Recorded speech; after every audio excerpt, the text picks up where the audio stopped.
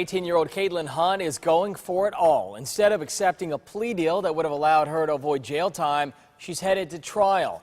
Evan Axelbank begins our team coverage live at the Indian River County Courthouse. Well, starting on June 20th, there could be international attention here on this courthouse in downtown Vero Beach, as the state attorney tells me today that he is preparing for trial and preparing to prove charges of lewd and lascivious battery against Caitlin Hunt. Tonight, Caitlin Hunt's attorneys tell me that they are going to fight for her life, that she's no child abuser, just a high schooler who is in an intimate relationship with a classmate.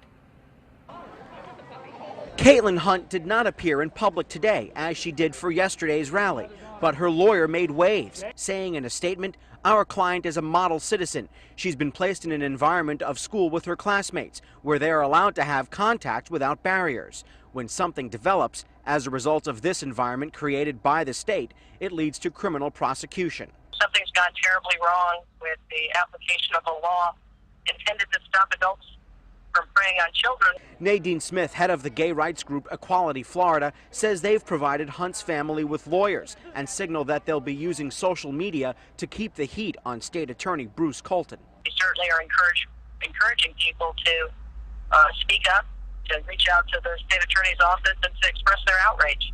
And so far, people are doing that. This is going beyond just Caitlin Hunt. As her attorney, Julia Graves, said, "We're going to fight to have the law changed so no other teenager finds themselves in this position." They argue that it's unfair for Hunt to face charges for a relationship that developed in a public school setting, saying, "If this incident occurred 108 days earlier when she was 17, we wouldn't be here.